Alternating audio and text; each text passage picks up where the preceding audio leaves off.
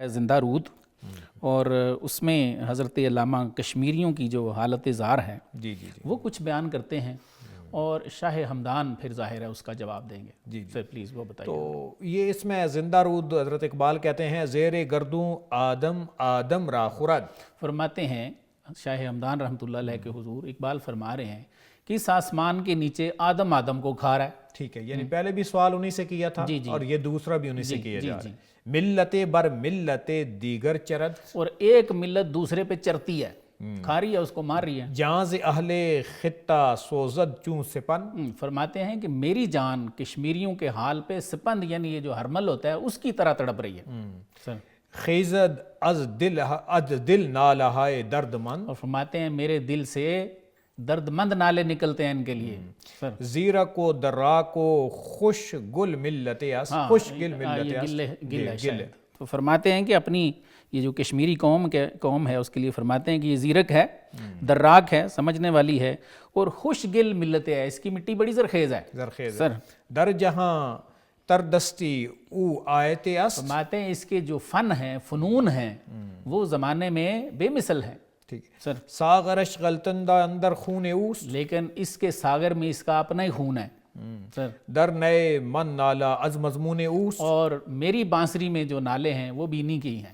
اب اس میں پروفیسر صاحب یہ کلام تو کافی لمبا سوال کیا ہے جی حضرت اقبال نے، سر اور ان چیزوں کو بیان کرنے کے بعد آگے کچھ مناظر فطرت کے بارے میں بھی بتایا ہے، کوساروں کے بارے میں، نخلستانوں کے بارے میں، اور ریگزاروں اور پھولوں کے گلستانوں کے بارے میں، اور ان کی تعریفات کی ہیں۔ یہ کافی ہیں، وقت کی تنگ دامانی ہمارے سامنے ہے، ہم ڈائریکٹلی آتے ہیں کہ ان کا جو سوال ہے اس کو حضرت شاہ ہمدان نے کیسے جواب دیا ہے، تو جس میں ہمارے لیے سبق موجود ہے۔ تو ہم ان اسباق کی طرف، آؤٹ کمز کی طرف جاتے ہیں کہ شاہ ہمدان کے ٹائٹل سے آتا ہے بات تو گویم رمز باریک اے پسر۔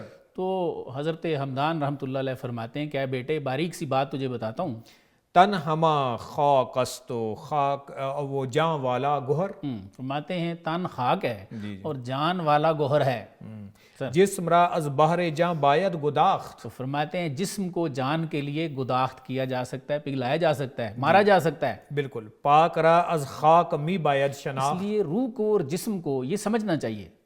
دیکھیں یہ جو پروفیسر صاحب اس کے کانٹیکسٹ میں ایک بات بڑی امپورٹنٹ ہے ناظرین کے لیے، وہ یہ ہے کہ بنیادی طور پہ حضرت شاہ ہمدان جذبہ جہاد کو جو ہے وہ ابھار رہے ہیں یا اجاگر کرنا چاہ رہے ہیں، انسپائر کر رہے ہیں۔ انہوں نے کہا یہ جو اصل میں جو مرض لگ گئی ہے نا کشمیریوں کو، ان کے اندر وہ جذبہ جہاد موجود نہیں رہا۔ اللہ کی یہ ساری نعمتیں ہیں، تو یہ تن اور جان ان دونوں کا تقابل کیا جا رہا ہے۔ مولانا ظفر علی خان نے جیسے کہا نا، جان دی ہوئی اس کی تھی، حق تو یہ ہے کہ حق کا ادا نہ ہوا۔ یہ تو کشمیریوں کی بات ہے، پوری دنیا میں مسلمان تلوار تو چھوڑ چکا، بندوق تو چھوڑ چکا، بالکل جہاد کو ترک کیا ہے، تو جو حالات ہیں وہ ہمارے سامنے ہیں۔ تو اسی چیز کو بتایا جا رہا ہے کہ اصل میں جسم را از باہر جاں باید گداخت، کہ جانوں کے کو لینے کے لیے یا ان کے مقاصد کو پانے کے لیے اس جسم کو جو ہے وہ پگھالنا پڑے گا، یعنی جہاد میں اپنی جان تک بھی قربان کرنے کا وقت آئے تو پیچھے نہ ہٹیں۔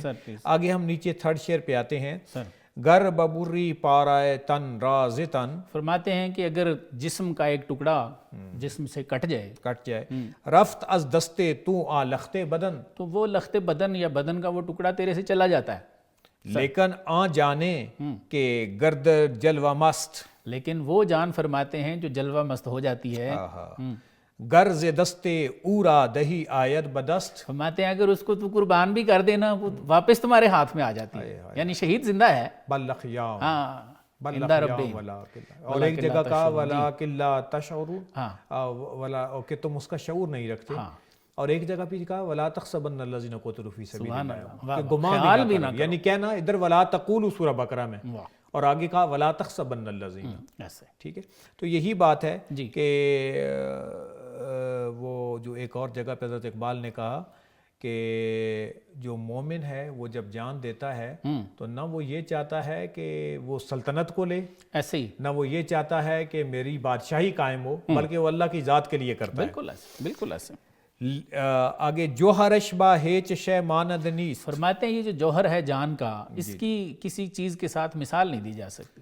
ہست اندر بند و اندر بند نیست، یہ جسم میں بند تو ہے لیکن بند نہیں ہے۔ اس کے بعد گر نگہداری بمیر در بدن، اگر تم اس کی بدن میں حفاظت کرنا چاہو تو یہ مر جاتی ہے. ور بیفشانی فروغ انجمن، اگر اس کو قربان کرو یہ فروغ انجمن بن جاتی ہے، آزاد آ جاتی ہے. کی ایک حدیث پاک مجھے یاد آ گئی. آپ صلی اللہ علیہ وسلم نے صحابہ کرام کو فرمایا کہ میرے پاس سواریاں نہیں اتنی، اور اس کے بعد آپ ورنہ میں تم سب کو ساتھ لے جاتا، میں اللہ کی راہ میں لڑتا، حتیٰ کہ ثم اقتل ثم احیا ثم اقتل ثم احیا، 3 دفعہ آپ نے فرمایا پھر شہید کیا جائے، اور وہ جو لذت آتی نا اپنے مالک کے قرب میں، مجھے پھر زندگی دی جاتی، پھر میں شہید ہوتا، پھر زندگی دی جاتی. تو اس سے یہ پتہ چلا کہ یہ وہی جو جب ان کا وہ ٹائم ہوتا ہے تو اللہ تعالیٰ کا دیدار ہوتا ہے نا. یہ بھی حضرت نے فرمایا نا، شہید کا وقت آتا ہے اس مومن کا تو اس کی کیا حالت ہوتی ہے. فرمایا نشان مرد مومن باتو گویم، کہ مومن مرد کا نشان تجھے بتاؤں کیا ہے، چمر گائے تبسم بر لب اوست. جب وہ جاتا ہے تو اس کے چہرے پہ ایک مسکراہٹ ہوتی ہے.